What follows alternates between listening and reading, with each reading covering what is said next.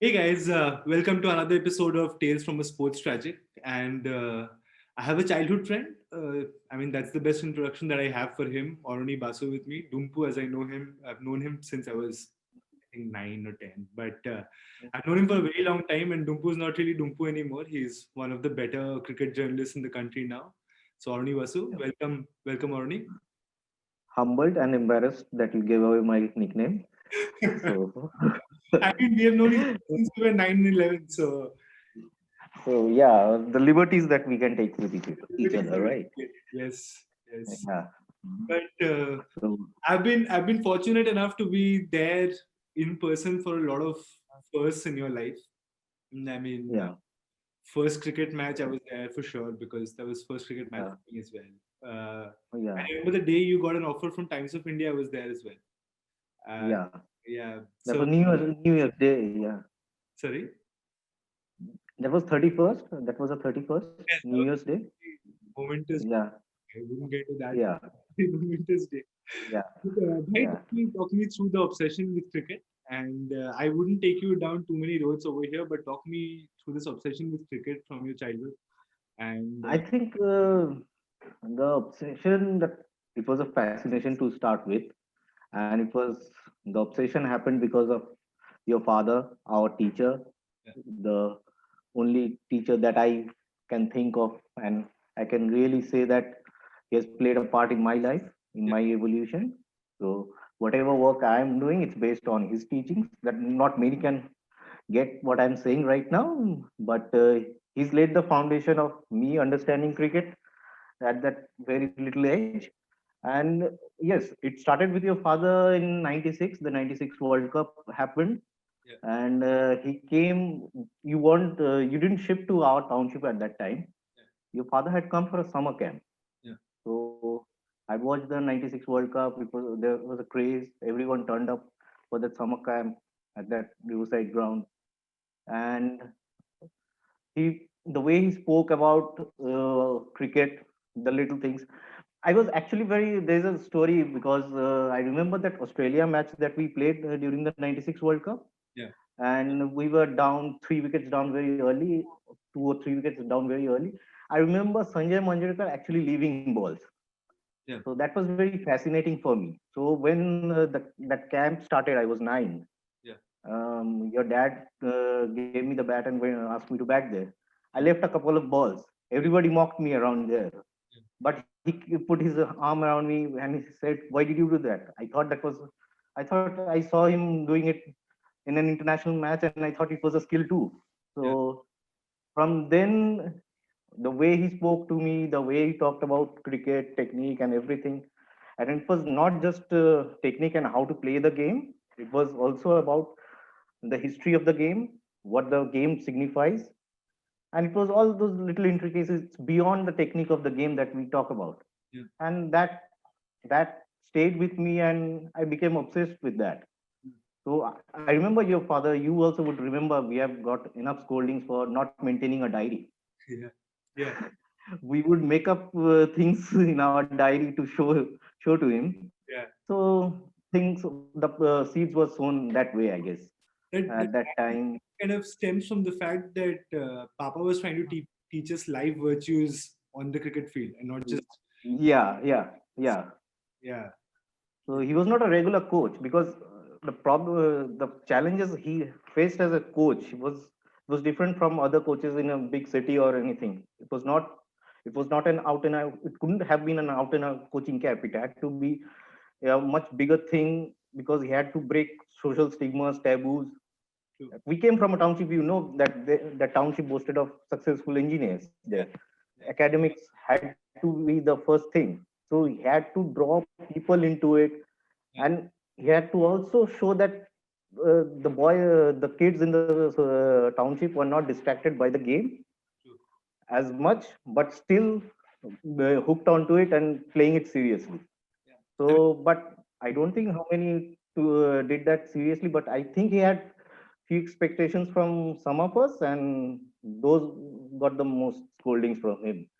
Otherwise, from a genial guy, actually. I'm sure he didn't have too many expectations from me, but I mean, Mm, I No, believe no, it. you got them. No, you covered up for us. Means no, you were the buffer for us I was actually. always the one taking one for the team. So that's Yeah, no, you were taking 10 for the team actually. yeah. I mean, I was the first one out of the academy. I think thrice. Once there was absolutely no mistake. Yeah, This friend of ours, yeah. Mowgli, who I don't know what he did, and I was just yeah. I was just next morning I was told that I was out of the academy, but anyway. But Yeah, you talked about the township, bhai, and it was I mean yeah, for everyone listening, we come from a steel township. As already mentioned, most people over there were either engineers or people in our age group when we were getting older were aspiring to be engineers. So, yeah, Ernie, your dada as well, your elder brother was excellent in studies, but I remember yeah, him playing cricket decently as well. And yeah. and never, I mean, even from his batch, everyone who played decently never actually Hmm. pursued anything to do with the game or sports in No. general. How difficult or how was it different for you? When did you kind of make up your mind that okay, let's try and do something in this at least? See, when what happened with my elder brother's batch was Yeah, even for us at that time there was a template in that society that after class 10 you have to take up science. yeah, After class 10 you have to stop going to the field to play in the evening, and by after class 12 and you don't buy a new cycle after class 10 because you have to leave your home after class 12. yeah, So that was a template for them. By the time we were growing, we had we've seen the world.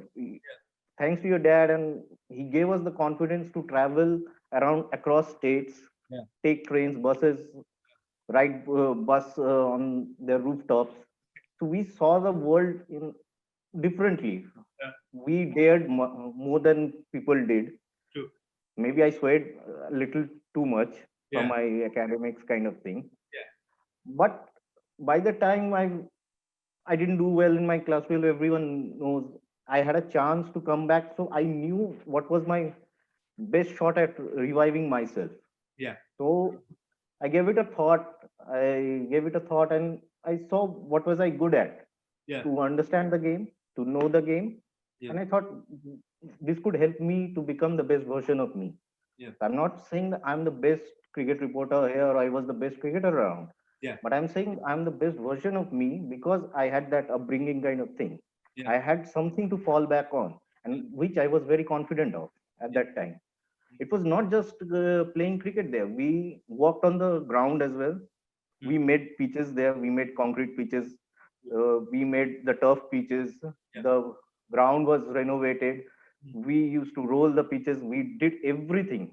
yeah, So it was an overall development kind of thing. So now when I go see, there are things that there are things when we there were times when you might say that we came from a small township.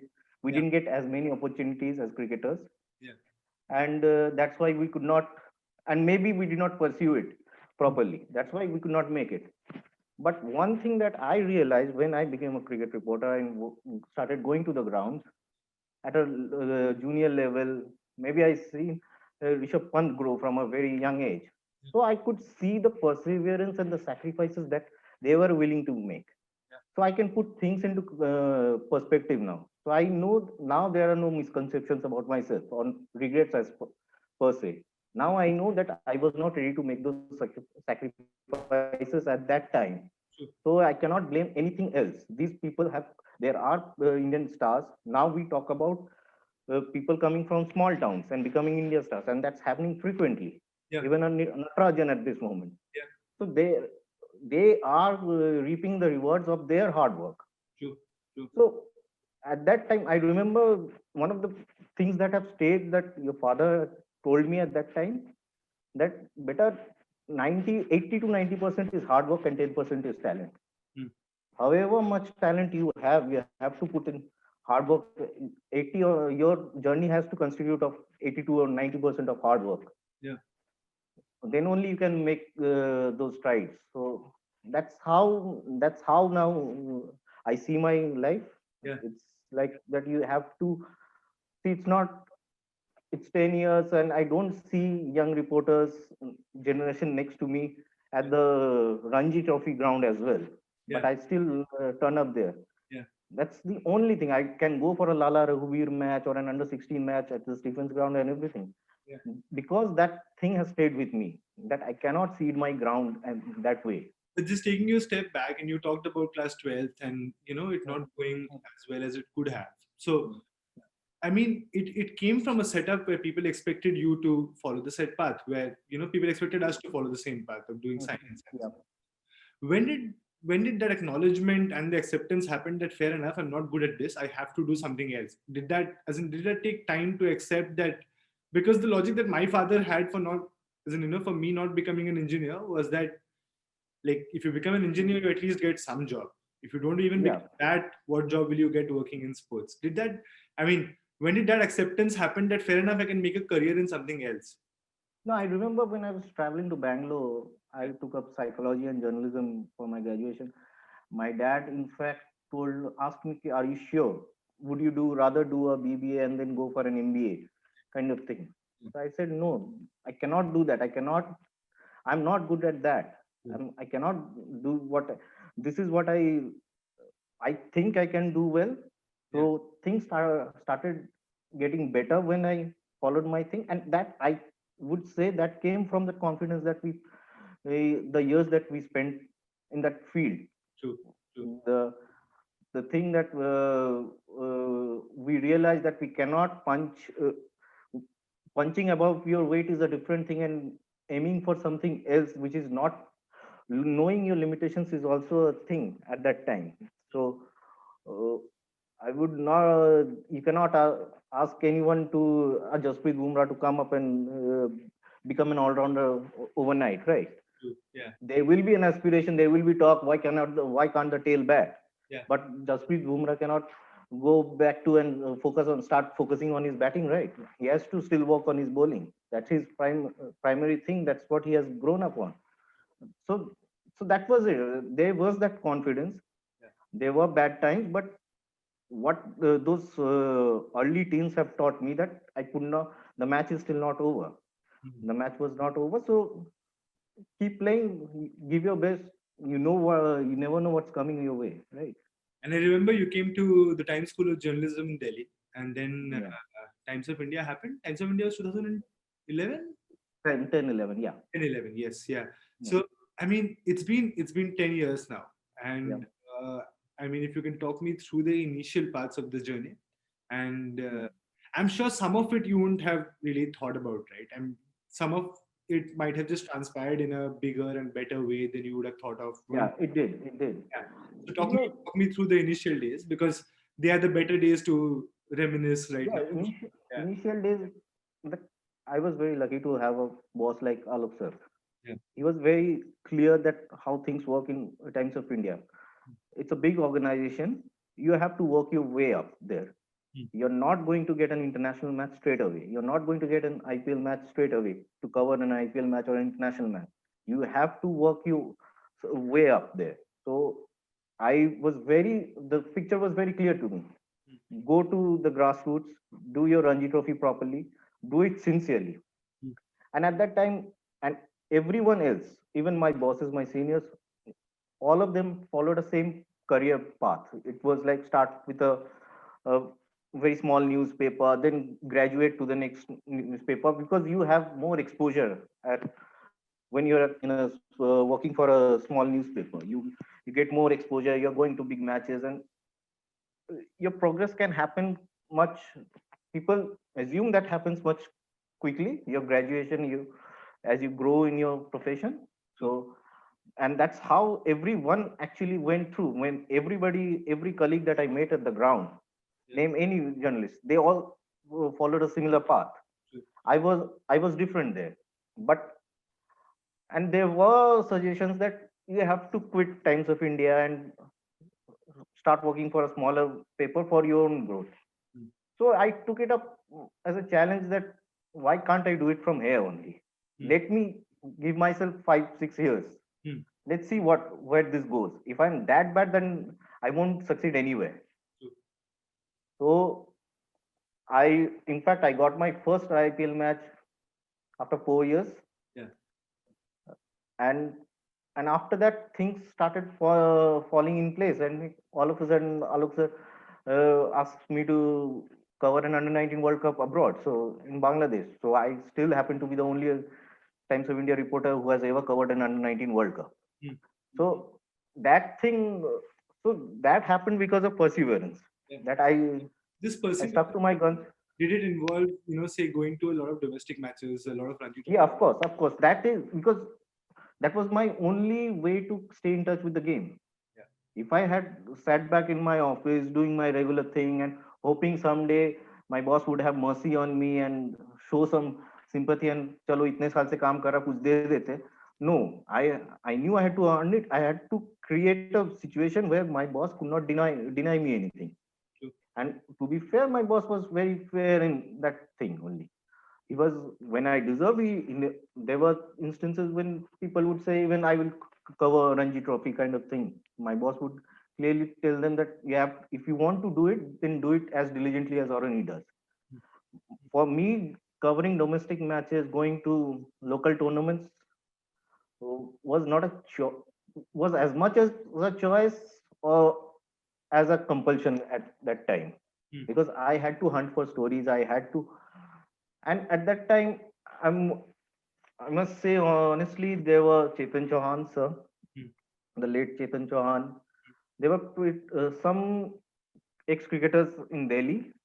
Chetan Chauhan was very helpful at that time. He would constantly keep telling me that you have to cover grassroots to get a better understanding of what's happening, how the evolution of a cricket. You have to understand the evolution of a cricketer first, Yeah. before you write on him. Yeah.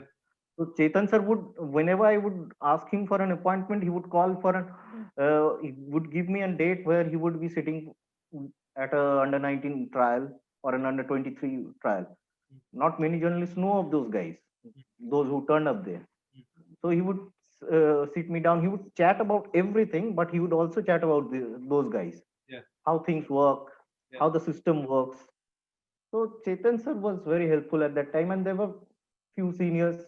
I've seen few senior journalists who were still present those domestic grounds.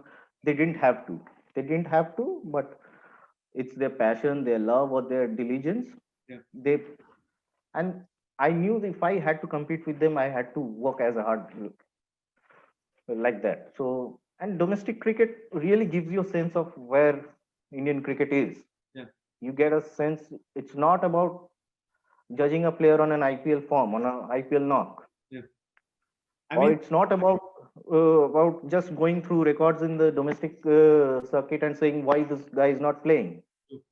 I You mean, get a what a lot of people do not acknowledge is that, say, at a publication like Times of India, and I've seen this, I've seen Ranji Trophy matches with you, and I've seen you cover a bunch of them, is that for sitting, say, 9 hours or spending 10 hours at a stadium, you perhaps would write 50 words about it, or maybe 100 words at yeah, night. yeah, I mean, what yeah, comes out in print, you are yeah, effective, and the product out of the time that you have spent is very less. But to keep doing less, it is just yeah, is fascinating how well you have done it. So yeah. really, really proud of that. No, it was an investment. It's an investment. Yeah, yeah. You, it's not about that match report. If you It's not just look at, a lot of people end up taking, by the way. it's about what you write after the match True. and what you can write before the match. Yeah. And the one thing that one of the senior journalists had told me was that, try to cover the first ball of a match. Yeah. It sets the tone. You know, once you cover the first ball of the match, it sets the tone for the rest of the match. The match flows from that ball. No matter what people would talk about turning points, ball started swinging in the fifth over, it didn't swing in the fifth over. But what happened in the first ball? It tests the nerves, the temperament, and where the players and the game is headed, how the game is being played. The first ball determines that. So I tried to cover it for as many years. Yeah. The first ball. Maybe these days I cannot make it to the first ball because I finish my desk work till 12. I'm in the office till 12 o'clock. So it gets tougher now by the years. But as Yeah. much as I can, I try to cover the first ball of the match. And covering cricket, all these years, I'm sure at some point of time, I mean, and now it would have happened multiple times. But the first time you would have, say, met a met a hero of yours, not just a star player, because I mean, a lot of these current players would be stars, but you wouldn't have been a childhood idol kind of a thing. I remember you did Yeah, an interview of Rahul Dravid, and yeah, I remember you idolized him for a very long time. yeah, How yeah. was that? And if there are other people who would be in the same bracket, you can talk me through them as well. No, it was like not to get overawed by the players was Yeah, one of the biggest challenges. yeah, You have to keep your composure. You're there, they're your subject. Basically, they're your subject, and you have to treat them that way. mm, You, as you said, Rahul Dravid, I had this big poster in my home. I would wake up seeing that poster. I had placed it that way.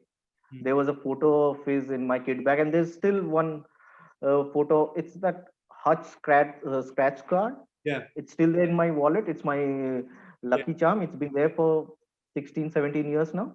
yeah, When I first met him in person, personally, it was in Bangladesh. That was his first tour as first World Cup as the under 19 coach, and it was very tough. I was tempted to tell him how big a fan I was, mm, but I knew I could not tell him that way. And I don't know, he would be humbled by that.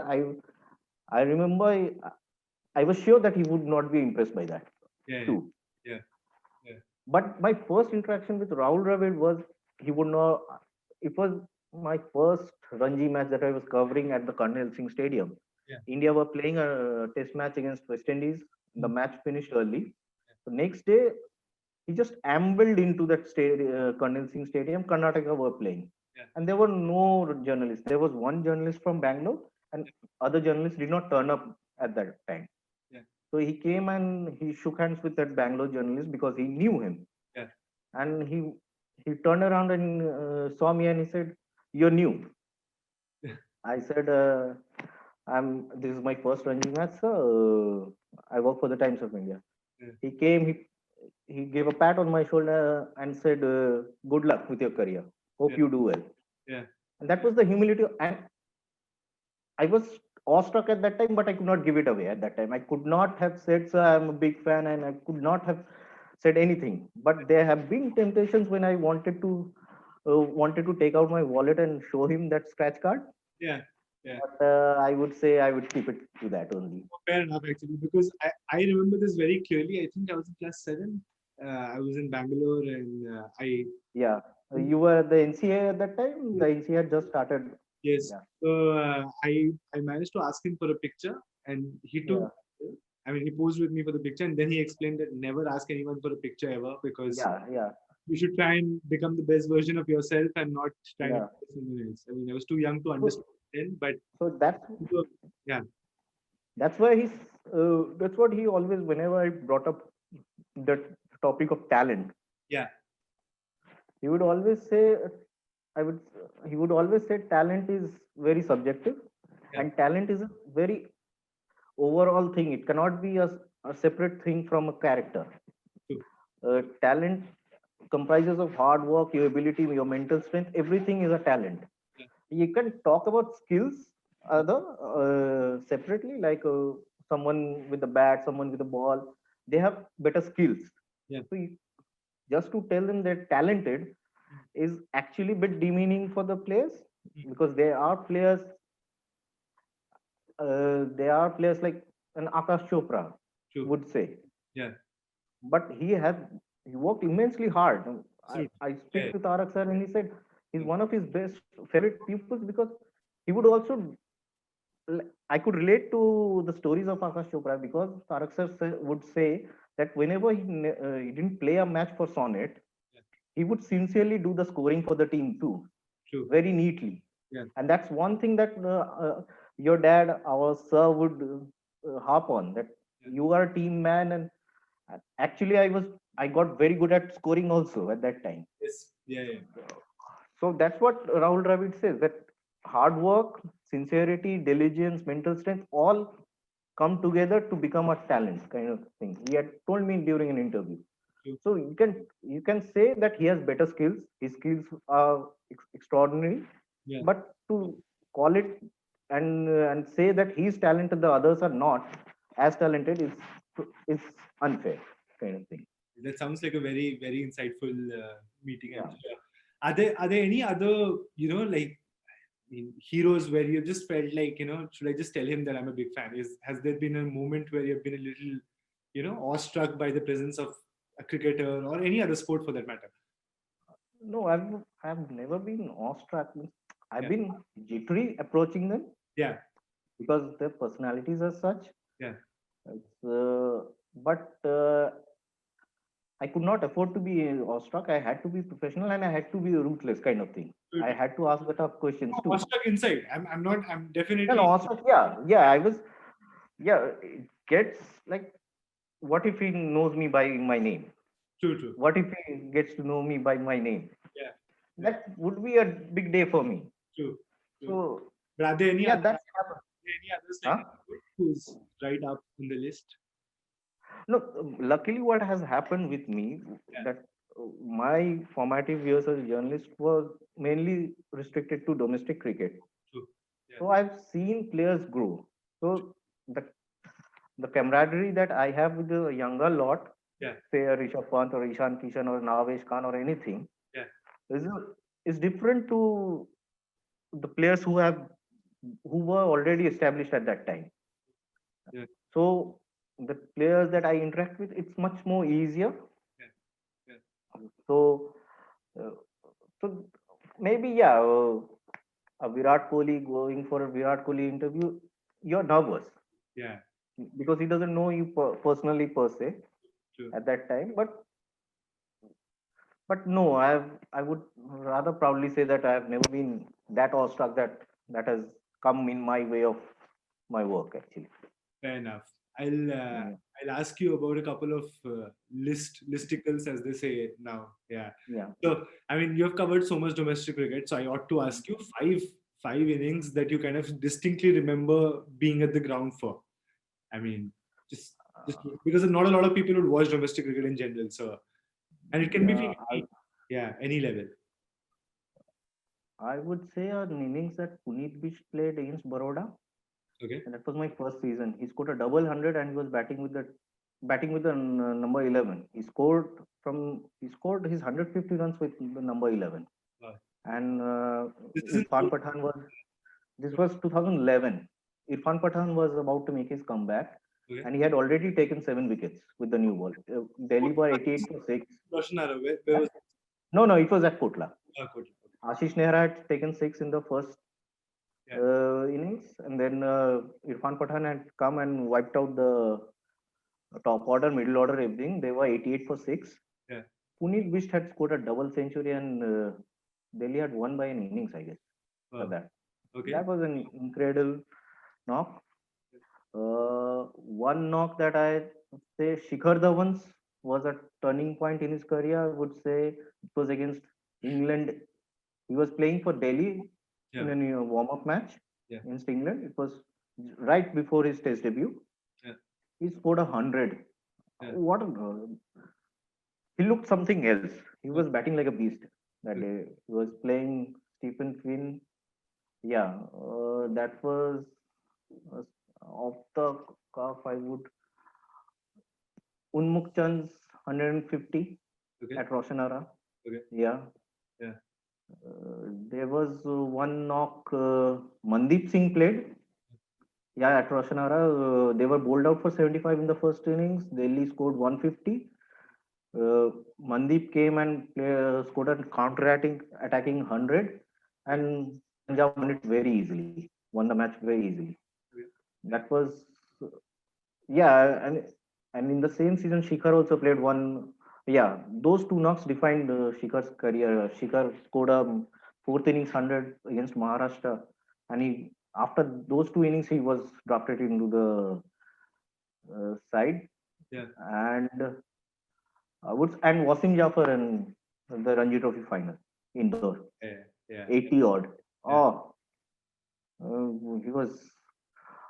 He was the difference in that. He scored at 80. Plenty of people had scored hundreds in that match. That 80, and he staved off Navdeep Saini. Yeah. He was dropped once of Navdeep Saini, but Navdeep Saini was bowling at over 150. I remember he was bowling and the balls hitting Rishabh's gloves, and the whole stadium was echoing at that time. He was bowling that quick. And yeah, Wasim Jafar's 84, I think it was. Nice. These 5 innings stay with me. Yeah. That's, should look Yeah. up. I said that's a list that we should perhaps look up on YouTube and try and find clippings of these games. That's fascinating. Yeah. It's difficult to find, but I think BCCI has footages for every matches now. Okay. So I think that's copyrighted with them actually. Yeah. But Wasim Jafars is there on television. Yeah. Yeah. And just as in, you're so young, you obviously there's so much more time for you to cover and watch cricket in general. And I'm sure there would be times where you just want to be a fan. Is that Yeah. true or not? Are there times where you just want to be a fan and watch a cricket match as well and not worrying to? Yeah. I turn up at IPL matches and just enjoy the match, eat the food, and come back. Yeah, I do. I do. Then is there a But bucket? the problem is that mind has been trained in such a way you observe something, Yeah. you you observe something, or you try to observe something different from others. Yeah. That's what, it's not just those 22 yards that you're looking at everything. Yeah. Which fielder is being made to run Yeah.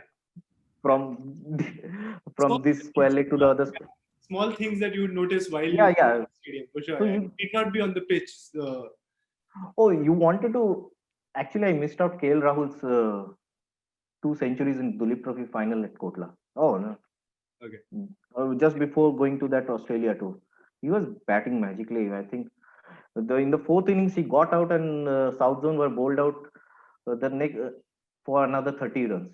Oh. He was batting magically there. Yeah, and I remember he came out and he said he scored after the second century. I asked him if there was anything that he wants to improve on. He said, "I want to work on my lower body strength so that I can play those longer innings and hit big." Yeah. So clearly he's worked on them, Yeah. it seems. So yeah. He seems like a phenomenal player. I think whenever Yeah, he yeah. comes to, like completely be in charge of his game, I think he's Yeah, yeah. a regular in all three formats. I'm pretty sure. Yeah, yeah. Like when he plays, there's no rash shots, there's no innovation. He's just No, no, no. in a different league altogether. There's one thing that your father had taught us, that whenever you defend, Yeah. even you're playing a defensive shot, make sure the ball ends up in front of the wicket, not towards gully or doesn't roll back. Yeah. The bat doesn't open. The bat doesn't open Yeah, basically. not open, or your hands are that firm. Yeah. Actually, Yeah. Yeah. that was the thing.